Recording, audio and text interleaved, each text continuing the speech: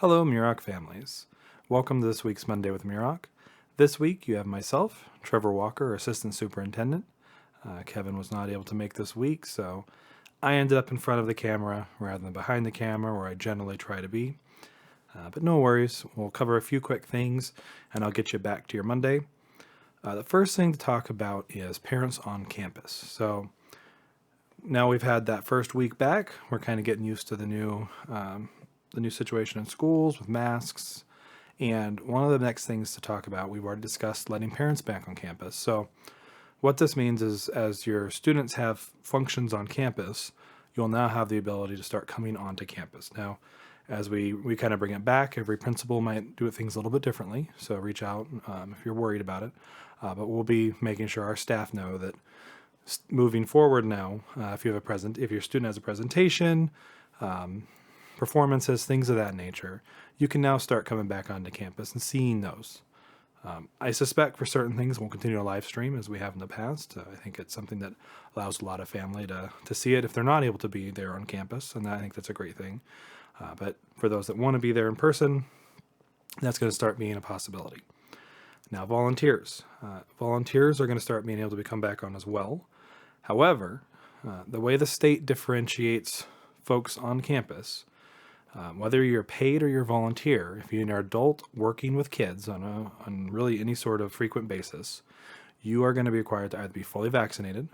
So that means you've got your first shot, your second shot, and if enough time has elapsed, your booster, or you'll have to be part of the district's weekly testing. That's the rapid antigen test. That means every week you'll have to come in and get swabbed and get tested to verify you're negative. At the moment, nothing's changed there.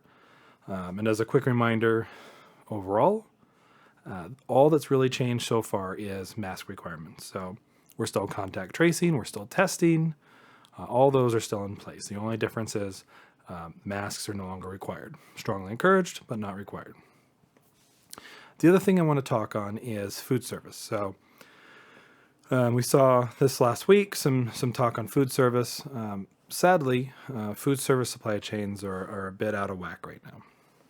What it means is we're seeing a lot of substitutions and we're seeing a lot of really unplanned substitutions. So our staff at each site are sort of making the best of what they can with what we're getting from our current vendor. If we have the option to change things up in the future, we're looking at that option. But for the time being, as much as we would like to be able to adhere to those menus, we're kind of stuck. And so for us, we get deliveries Wednesday. Depending on the delivery times, they might not even see what delivery is until Thursday morning. We're looking at some options to try and push out a little bit better so that families know what the menu is if it has changed. We're exploring different options for us, but we've seen it from not just our vendor, but also other programs we participate in, such as DoD Fresh Fruits and Vegetables, which actually is a different entity that provides us foods. We've seen the same thing too, where we're not getting necessarily the items we expected to get. We're getting alternates. I don't know why. I won't say I'm an expert as to what the conditions are that are causing it, but it does lead to some frustration with the kids, with the parents, and of course with our staff who are handling it. So we'll do the best we can. We apologize for any frustration and inconvenience, but that is kind of the reality of the times, and I wish there was a way we could influence better, but at least so far, we haven't had that option. Another thing I want to touch base on very quickly is just a quick note. On this Tuesday, we will be having a hopefully short-term phone outage at 3 p.m.